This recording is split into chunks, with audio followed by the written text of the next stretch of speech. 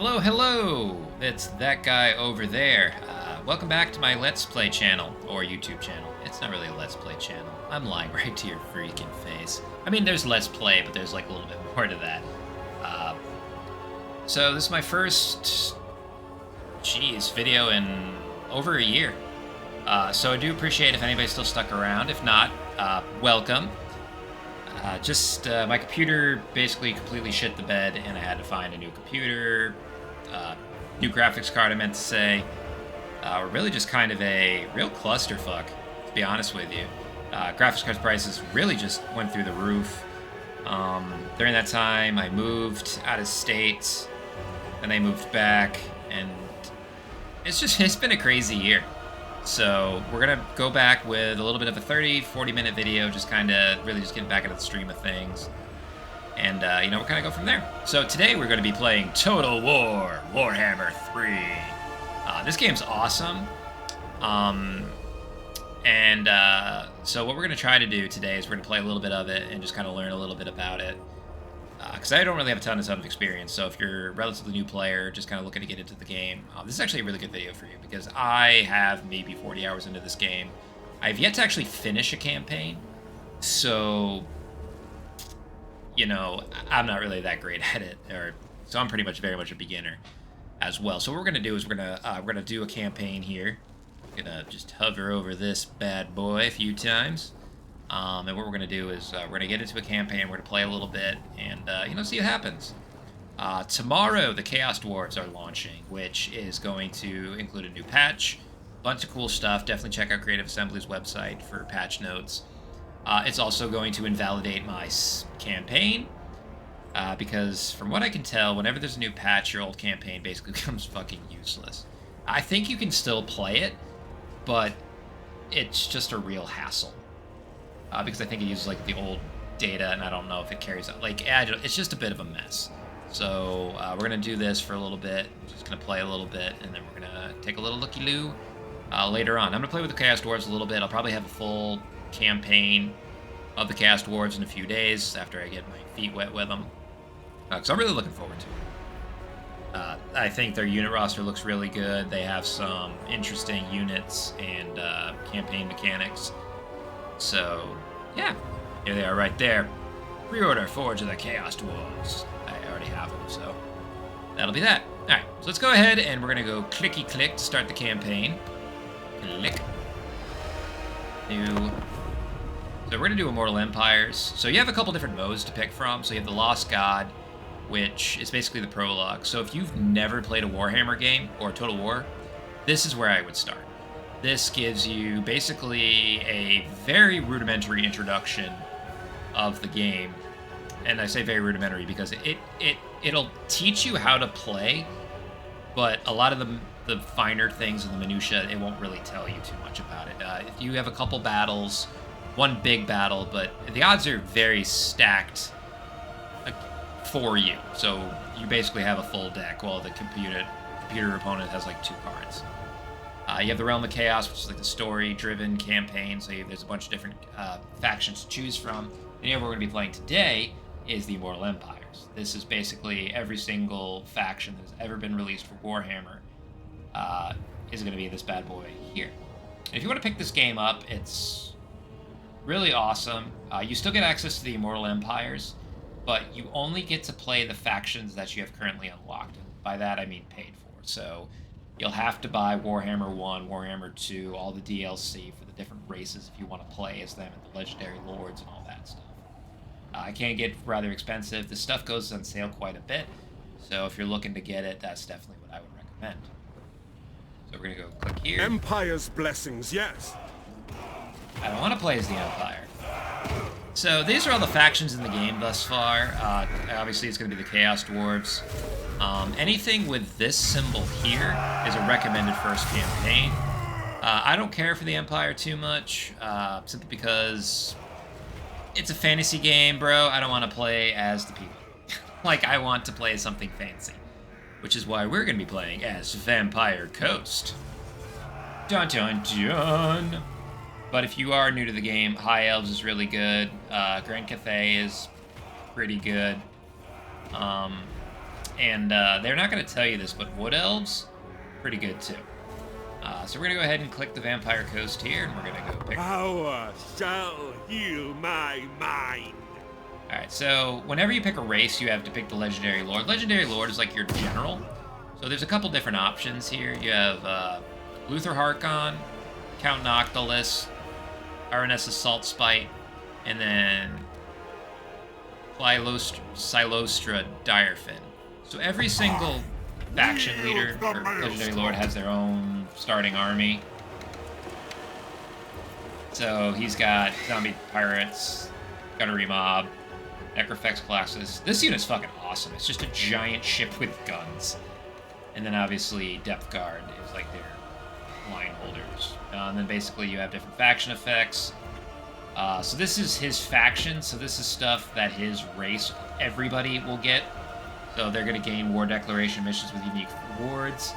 Diplomatic relations plus 60 with followers of Nagash. Horde recruitment capacity plus 2. Recruitment duration minus 1 turn for Necrofex Colossus units. So any single lord that you get in his faction will have this effects. And then you have the lord effects, which are just for him. So only Count Noctilus. So upkeep minus 20% for Necrofex Colossus units, Lord's Army, and weapon strength plus 15 for large unit, Lord's Army. But we're gonna play Luther Harkon because this guy has he's just fucking bananas. So we have a bunch of stuff here. We have the Zombie Pirate Deckhands mob. We have the Pirate Gunnery mob. We have the Deck Droppers handguns. These are kind of like flying artillery or flying missile units. Scurvy dogs. They're basically dogs. These are good for like if there's like the artillery, you can kind of flank around and just take them out really quickly. They're pretty much dog shit against anything else. Dog. Then we have the Deck Droppers flying, same type of thing, just a different missile type. Animated Hulks. These are stronger anti-infantry lines. So basically these are monstrous infantry. These guys are just big boys. And they usually have special effects, like this one's armor piercing, so if the enemy's armored, this will do bonus damage against armored. Anti-infantry, just basically any infantry unit, so basically if it has a sword, it'll do pretty good work. Aquatic, it doesn't get movement penalties in water, I think. And every single unit has these cards. So the Zombie Pirate Deckhands mob has a card, so it's a dual sword infantry, so it's an infantry type. So this one, because it's anti-infantry, would be strong against this one here if they were to meet face-to-face. Meat shield basically means these units are absolute fucking trash, but it's good to like hold the enemy and things like that because, yeah, you might be able to breeze through it, but if you have 160 of something, it's going to take a hot minute. So we'll get more into that as we go. Bloated Corpse causes terror. Basically, it's a debuff to the enemy, so they basically get scared and they fight less. This one here is a little different. This one, he literally just runs up to the enemy and explodes. So you get major damage for the Bloated Corpse, but the Bloated Corpse also dies. So kind of a little bit of a catch-22 with this one. And then obviously the mortars are siege artillery. Basically, it's just a fucking cannon. And it's pretty dope. And then we can do like the unit and spell browser. I'm not going to do that because I'm trying to make this video kind of short. So we're going to go ahead and start our campaign.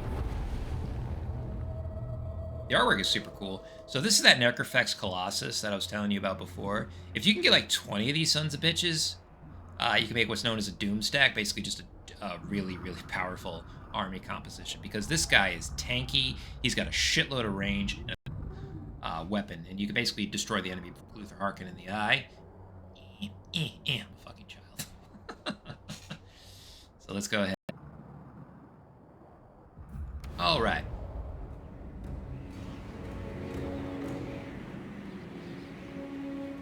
Bow to your king, freebooters.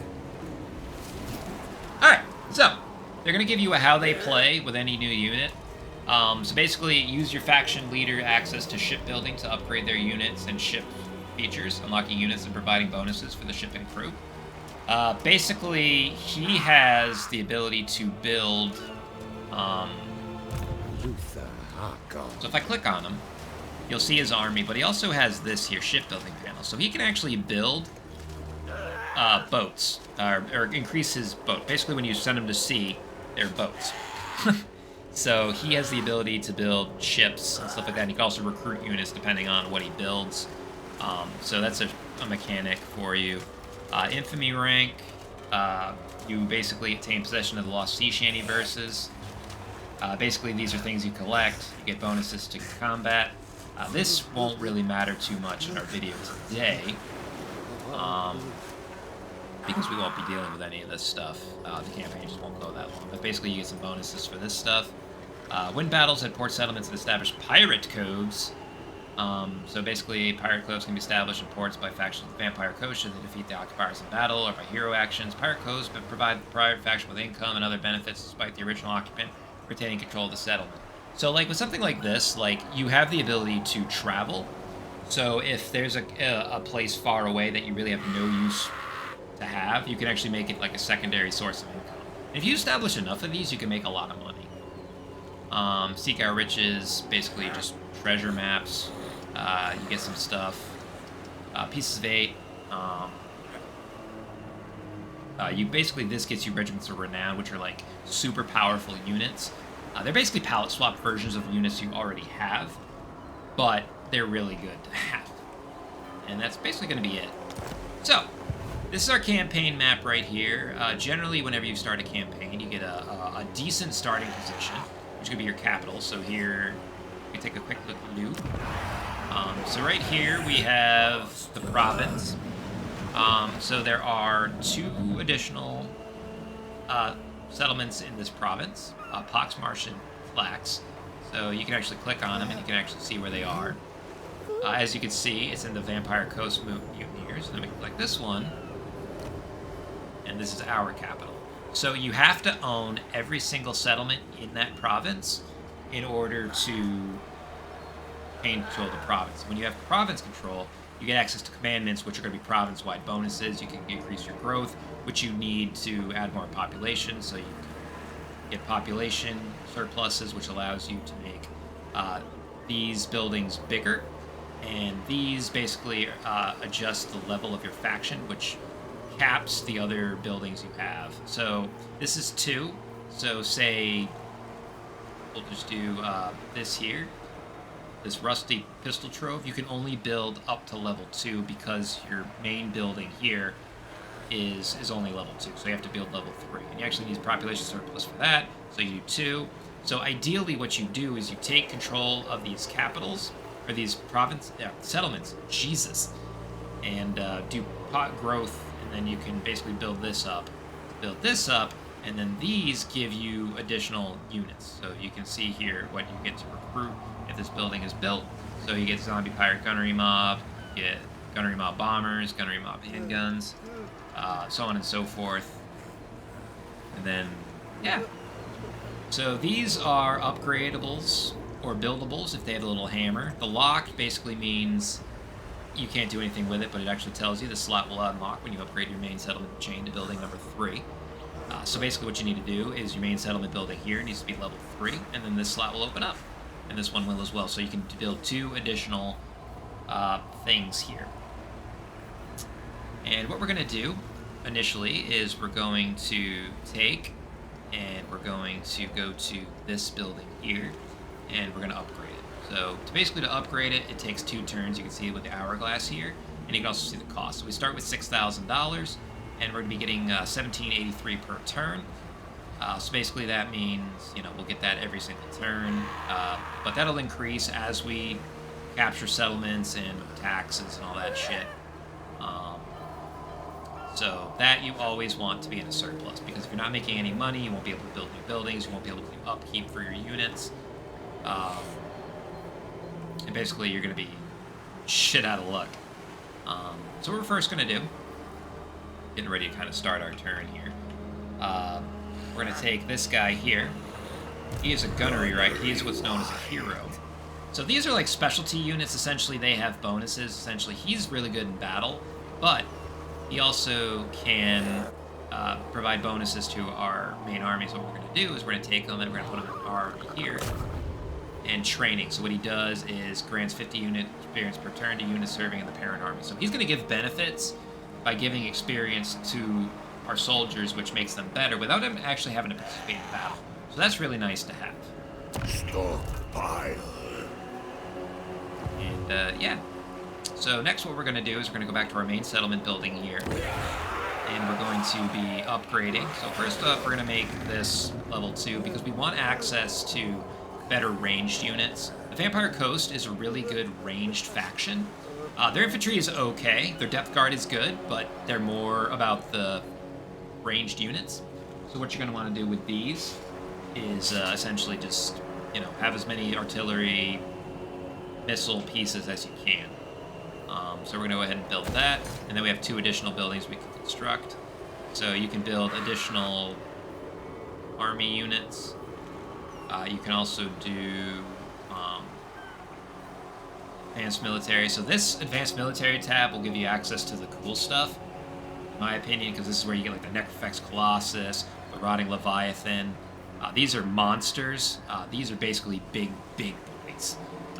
You can even look at the unit card here, 98, 94 HP. I mean, this thing's a freaking tank. But you also have access to some really cool units, too. You have some mortars, which are anti-infantry. You have carronades, deck gunners, basically cannons. This here, you get a few other units here. Sirens. Oh, ethereal is interesting because ethereal basically means they have a bonus versus like swords and stuff, but they are very weak to magic damage. So if they get hit with spells and stuff, they'll go down like a sack of potatoes. But if they're being assaulted by like armor, like swords and like bows and stuff, they have some built-in resistances. But what we're going to actually do is we're going to go to infrastructure, and what we're going to do is we're going to do tree and noose, which gives you plus 20 growth. Control +3, and enemy hero action success chance -10%. So what the hero actions does is basically if they have a hero character, you get the ability, depending on the hero, you have certain abilities which you can use by right-clicking on a settlement and army. Sometimes you can assassinate the lord, which would destroy the army. You can do damage to the army if it's a legendary lord, so if they start off a little bit weaker. You can damage the capital, like damage the building, things like that. But it's a percentage chance, and the -10% would obviously avoid, or cause some a greater likelihood that that's going to fail. So that's good protection. And then obviously the +20 growth is you get more growth. So you can see the growth over here, +30. Essentially, you'll get 5 turns until the surplus. So the higher that number is, the quicker this goes. And this will get us to rank up faster because we do 2 surplus to get into this. The control is this number here. Basically, you want this positive or just neutral. Negative, you get decreases in like your income, but you also there's a possibility of revolts, and you'll have fucking rebel armies and shit. That's real pain. So. Next up, we're going to be looking at our some of the other tabs here. Technology, this is our research. Essentially, you pick something and they research it. I'm going to try to speed this up a little bit here. I don't want to go too long. So basically, command crews, gunnery crews, salvage crews, admirals, astrolabes.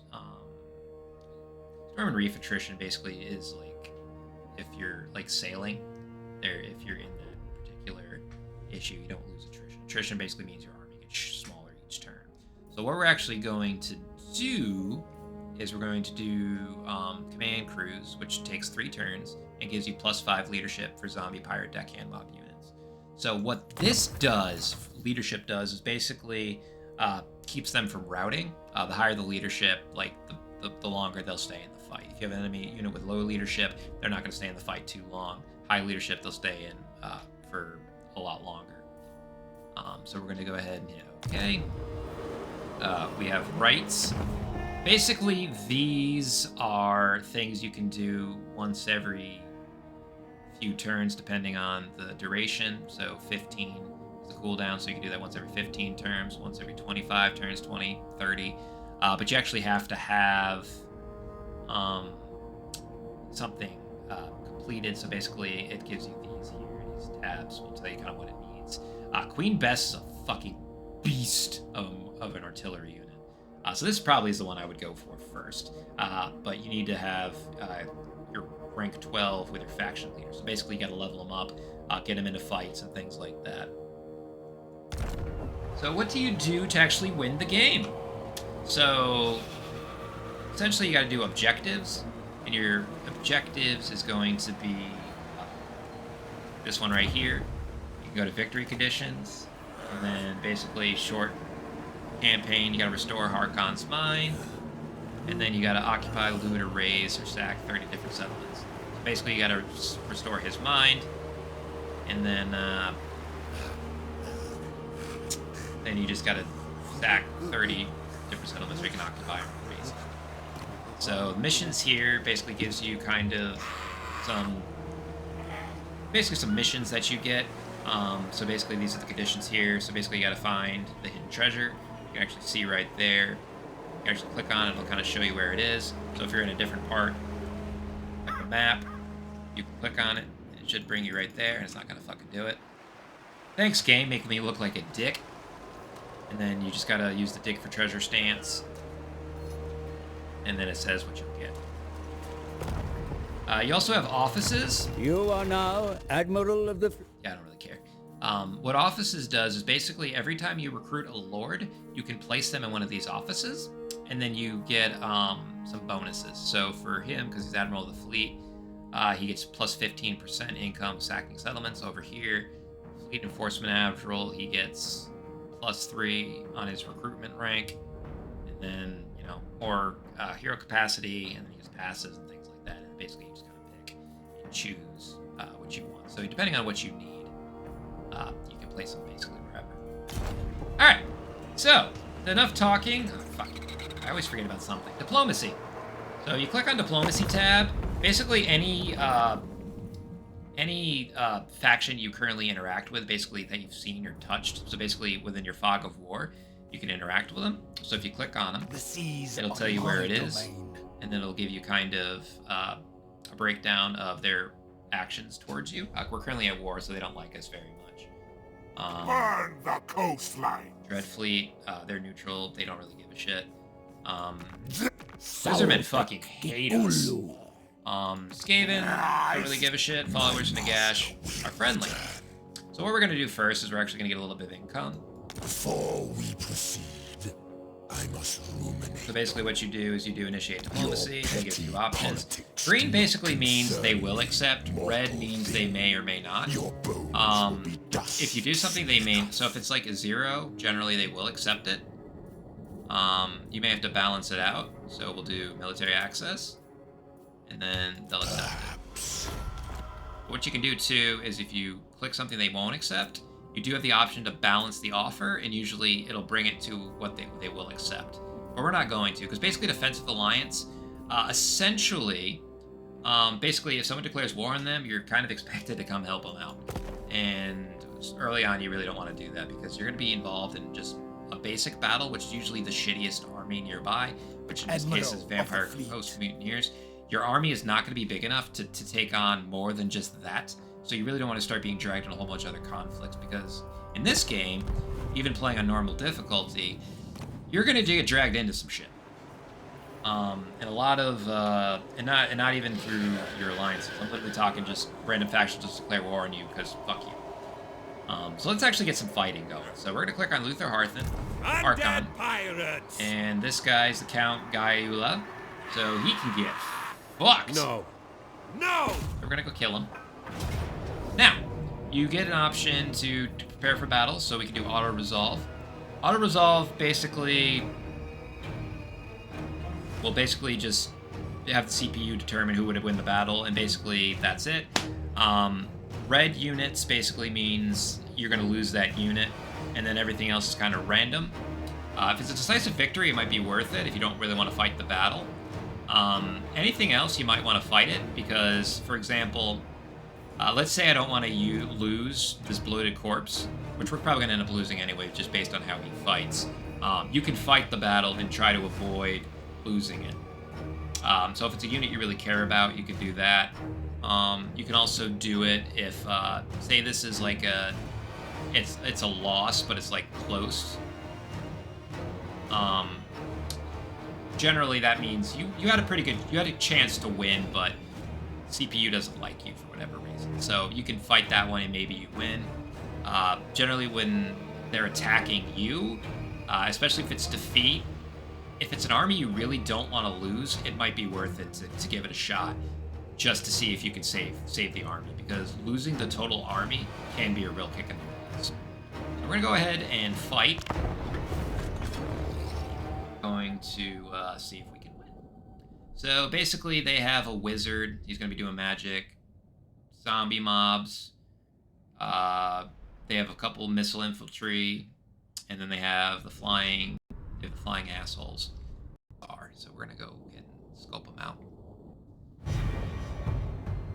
Alright, so now we can kind of see the battlefield. So you have the high terrain. Generally, anytime you're high terrain, that's gonna be what you're gonna want your missile units on. So if the army is coming towards you or you're coming towards them, you kind of want your missile units to have the higher ground. They get a little bit of an advantage.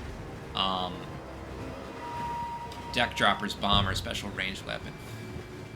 All right, so these guys here, these deck dropper bombers, anti-infantry, so basically these guys are going to be in a lot of trouble if we don't do something about them. Because they're flying, the only ones that can really kill them are anything that can with a missile. So these guys here.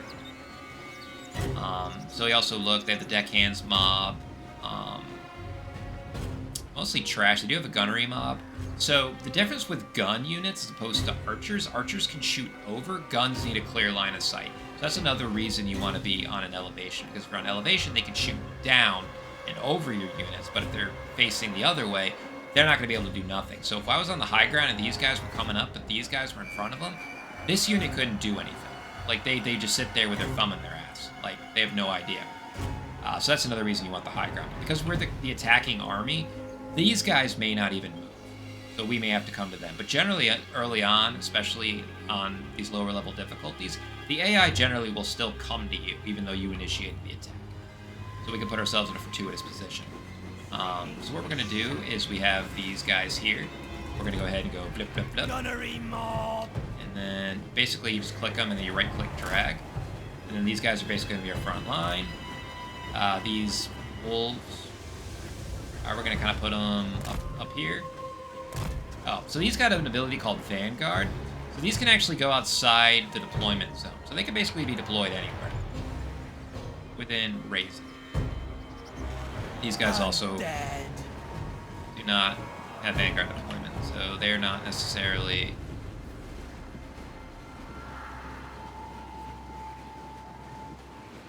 Oh yeah, they have Vanguard deployment, so they can deploy. So basically this green thing, basically your army really should only be able to deploy in here. Like these guys can't do that. So this gives you a little extra bonus because you can kind of fortify your front lines, or you can kind of put something here. So if these guys have hide, which they do, if you put these guys in the woods, they'd be hidden. So you could see them, but your enemy wouldn't. So what your enemy could do is they would just charge straight in, not knowing you have these units, and then you can just like completely destroy them. So I'm actually gonna hide. So you see the little eye? They're hidden. So that'll be a bonus tool for later.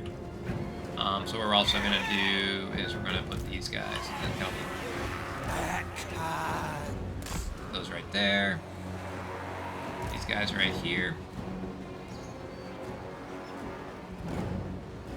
I'll kill them. And then you're gonna put these guys right here. So this cone is the range, so you'll see it here. So basically, they can only attack in this cone. So the enemy has to approach within there. And these guys can actually attack right away. So this artillery piece is super important. But they can't fight, so you're definitely going to want to make sure these guys are protected. So what you can do is you can have like, not that we're going to need it in this fight, but you can put them like here or something like that. And then these guys are protected. So like if something comes and tries to attack it, these guys would intercept, and then these guys would be safe because these guys can't fight. But we're not going to do that because we're not going to need it. So this is your main general. So he has some spells he can can do. So he has a hex. So basically, vigor per second, plus 15 seconds on cooldown. So if you put them on a spellcaster, their spells will take a lot longer to deploy. This guy here has a couple options too. He has more powder, so he can reload your missile units. This orange bar here is your missile is your ammo. So this will get lower, lower, lower, and then basically after that they have to fight physically. But these guys are not good at that. So what you can do is you can do the more powder, hit this unit, refill them, and their right is range. And then he also gets the ability to bomb throw. You can see this blue circle, that's his range. So basically causes damage to combat. Basically it's a bomb, and then obviously it's strong versus 25 men unit or above. So basically, see how it says 160, 160, 120, that's your unit size, that's the number of units in your army.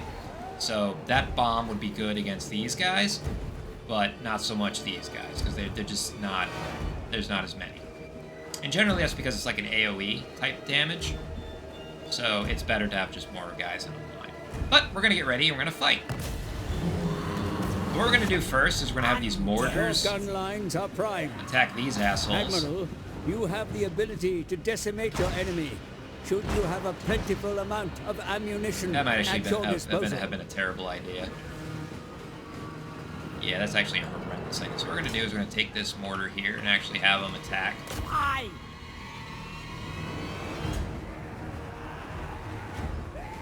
No, we're going to Attack! have them attack that unit here.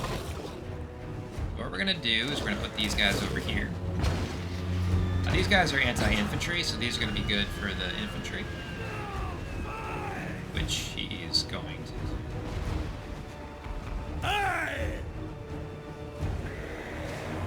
Now that they're in their range, you can see them start to fire. I do like watching this. It's just like, it's fun watching this fucking go down. Alright, but... Alright. So this here was our unit before, so what we're going to do is we're going to have them attack this. Because they're not expecting this. So, alright. From salt. On way. Moving. Alright, so what we're going to do now is we're going to move our infantry up.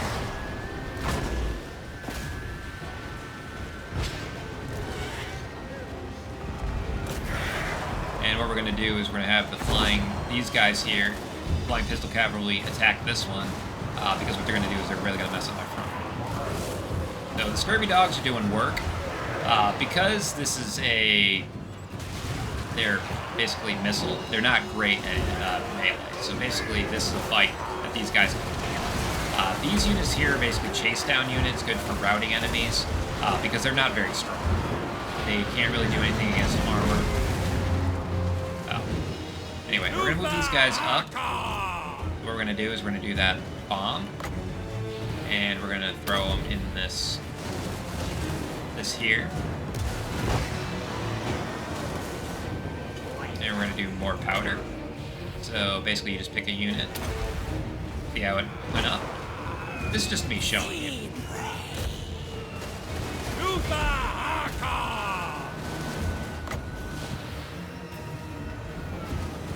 So what we're going to do is we're going to use the hex. Color ready. Take them out.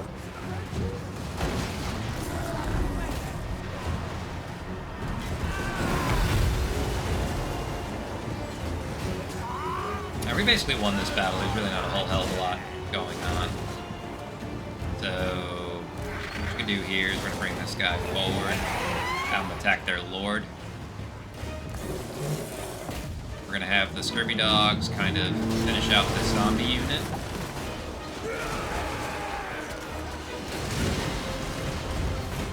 And that's pretty much it. So now it's literally just a lord, so he has nothing he can do to stop him. So he's probably going to retreat eventually, but his leadership is still decent.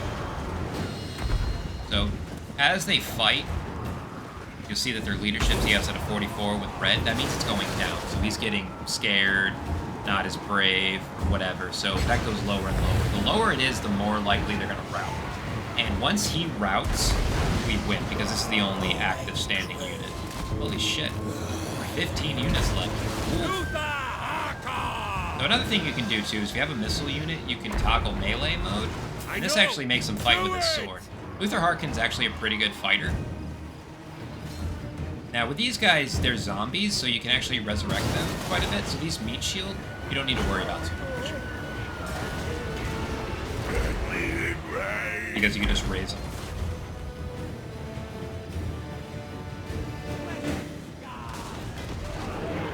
That's pretty much it. Basically, we've just really just waiting for him to die.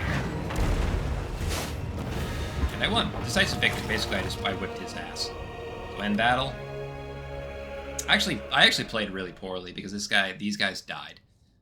Generally, these first fights, you can usually get away without losing anything. But I think because I was talking and trying to explain, kind of what was going on.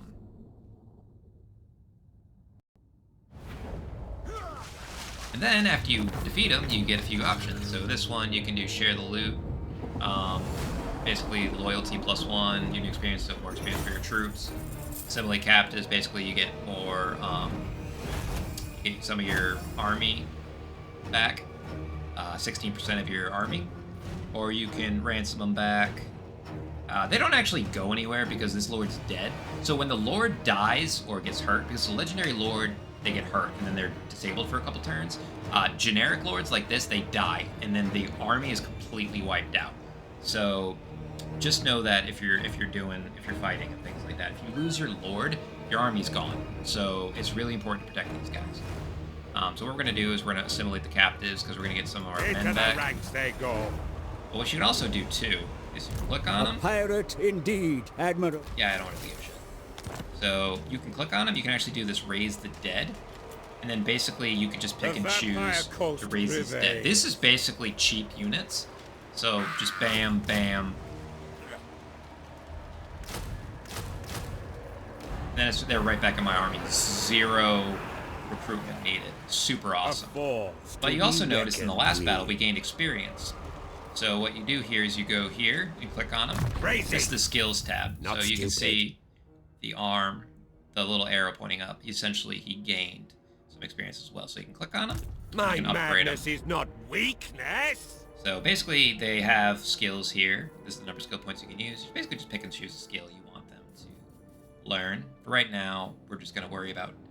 so basically, you just pick kind of how you want them to go. If you want them to be more of a fighter, or if you want them to be more of a support, that's basically kind of how you do it. But for here, we're just going to do training, because this is going to give us some additional experience per turn. And then we're going to go to Luther Harkon. Curse my crowded And then we're going to psyche. do Route Marcher. This will give him a 5% campaign moving range, so he'll be able to walk a little further. Then you can go to details. You can actually look at the unit. And then sometimes you'll get magic items, which basically you can equip here, make them better, or you'll get ancillaries. Basically, these are basically buffs that you get. So he gets melee defense +4 for zombie pirate deckhands and zombie pirate gunnery mob. So basically those units we recruited, they get +4 defense. This one, you just get +4 research rate, -10% recruitment cost. Basically, you have a few of those. You can recruit, you can research things a little faster. So what we're going to do is we're going to take on Clocksmart because we still have some additional movement. So goodbye. Lives for the loot. And then same kind of deal here. They don't even have a general. It's just a settlement garrison. They will get a generic lord that will spawn. So we're gonna go fight this one, and this will probably be battle for today. So it used to be a couple patches ago. They used to be minor settlements, but they decided that nobody likes fighting those. Sieges are pretty cool, but time kind of sucks. These guys have a bunch of trash. Basically, all we're going to do is we're going to be taking... So if you hit Control, you can select multiple units, but you can hit Control M. On my word! And that's basically all your missile units. So what we're going to do is we're going to make a nice, long, sexy murder line. And then all the sexy murder line's going to do is just basically shoot them. These guys kind of will just be support in case anything goes crazy. We're going to hit These guys here, these will be in the back. Oh shit, didn't mean to do that. You over there. There. So I'm not even really worried about this fight too much. Shit, I forgot about the scurvy dogs. So you're gonna go back here. You're gonna be like, in case we need you for later. We're not gonna need you for later. So basically they have the gunnery mob, the handguns, basically some trash infantry, the fell bats. So really there's nothing that can truly hurt me. So that'll be that. So you will attack them.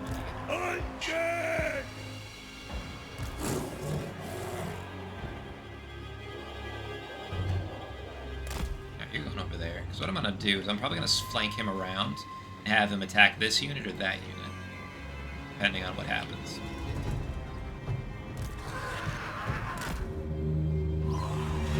So these guys are probably going to exchange volleys, which isn't ideal. What is ideal is they're not going to move. So once they start getting into firing position, they should be in range of my artillery. Always true.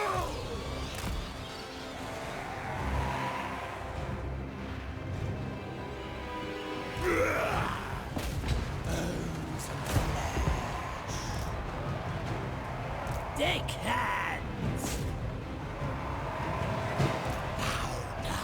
Wets. Luther Harker. Hit them. Gunnery mob. Bloody soldier. Drown them. Alright, now if you want to see it, it's this guy here. Undead. And you're about to see some stuff. So he's about to go and do work. So he is very weak to missile units, so you want to avoid him. But this is dope. I like watching this. So he is about to. No, you're staying there. No fucking. So he's about to make a lot of enemies disappear. I mean, absolutely correct. Dick hands. Get them. Gunnery mob.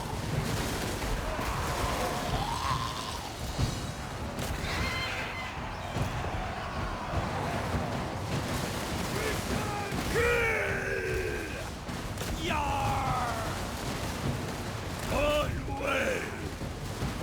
Above deck!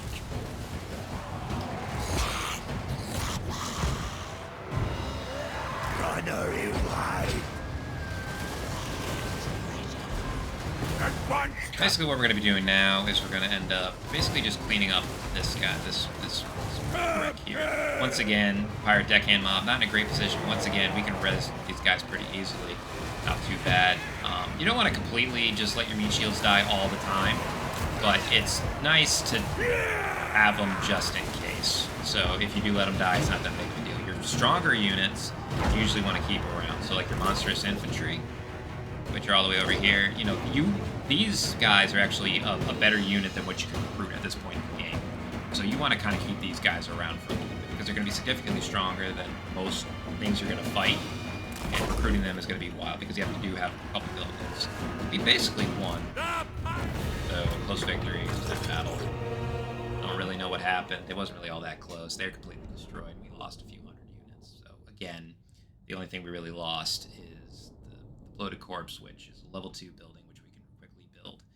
And then these guys, the pistol dudes, and get them back. And then we're going to basically be in position. So you basically get an option here. You can occupy, which basically makes this property yours. Establish a pirate code. Once again, you can get income and things like that. You can sack it, which you don't occupy it.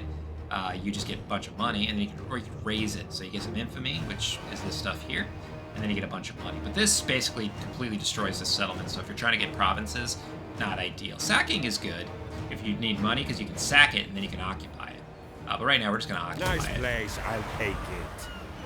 And what that allows us to do is we can now we can start building in here. We also get pottery, so there's a special building we can see. We go to building browser, and then that allows us to get pottery. Somewhere. I think you just have to build it. But anyway, it just gives us a resource to trade. And now if you click on them, What are we waiting for? you can raise dead, and we can't quite get it yet. Well, you can basically get another bloated corpse. Let's get it for free. And you can also do the recruit units. And then you can basically get 2 of them bad boys. And this is the number of turns it takes to recruit. It also gives you, down here, it gives you some information. So you have a building upgrade available. You can click on that. Yes? You can click on your settlement. I am the Pirate King. So this other settlement we did, or other empty building space we did dick all with. We can do something with that. So we're going to do this for more mortars, because I like having artillery units, especially with a ranged faction like this. Some assigned skill points, so we did gain some more skill points. So once again, we're going to go with this bad boy.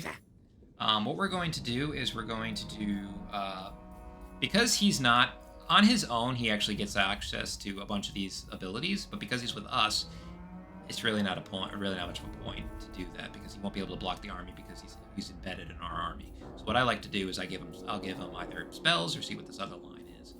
So he will get this one always ready, which gives him 8% speed, 8% ammunition, which is really good to have. Basically makes him more effective as a fighter. Then for him, what we're going to end up doing is we're going to do Freebooter, because what this does is allows him to post-battle chance of stealing a magic item plus 5%. So essentially, because we don't have anything for him, this will give us more opportunity to get him some free stuff. So this kind of stuff makes your guy better, but you also have his own unique stuff here.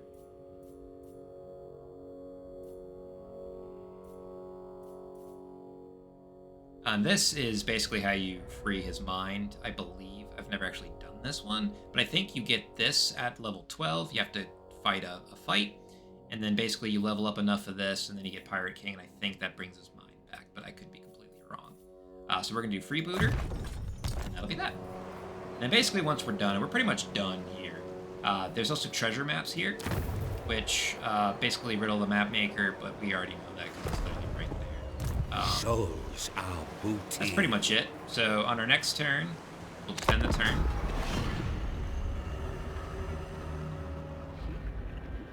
And that was a pretty good first turn. You defeated one of the main armies early on, and you got a settlement. That's really ideal first turn, is to get that. And basically, once that happens, you basically just play the game. You just kind of take out that initial faction that you're at war with, and you basically the world's your Pirates oyster. have been spotted close by. So these guys here, you'll actually, if you click on them, level 20, this army is way better than anything you can build early on. So these guys you want to avoid like the plague. So, to build treasure, basically you go here, just right click in that area. As long as you're in this general area, you go to stances, and then you can do dig for treasure. So the stances here basically change your army to a bunch of different things. Basically, March gives you more movement range, but your army starts with a debuff. They're tired, so they don't fight as well. Ambush, basically, they're hidden, so you can have a hidden army. So if an enemy's about to approach you, you can have them hidden. And if the ambush works, you attack them, and the opposing army does not get a chance to deploy their units in a certain way. So basically, they're all cluster-fucked. So that gives you a really good opportunity to basically take them out, because they just don't have a chance to put it together. Raiding basically gives you money. In camp basically allows you to group units, and then dig for treasure basically. Give me a Your treasure trove grows in size. And we found some treasure. Yet more can So be we got yours 2,000 treasure, if you so desire. 50 infantry, and we got a right. So we go to our rights here, and if we choose to, we can use this one, but we're not going to, because that's not really worth it. And that's basically going to be it. So we're going to do Raise the Dead, one more.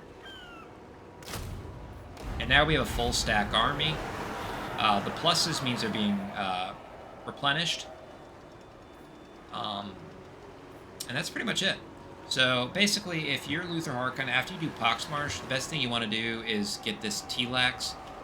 And then basically you can either go west to fight the Lizardmen, or you can say fuck that, and you can go down here and fight some Skaven. This here is actually treasure. So if you get on a ship, which basically you just walk to the water when you're near a port. So for us, we'd have to go back here. Right? I don't think this is a port. No, this is a port. So we can actually get it here and then go down and fight Skaven. But we can also investigate this and potentially get us some money.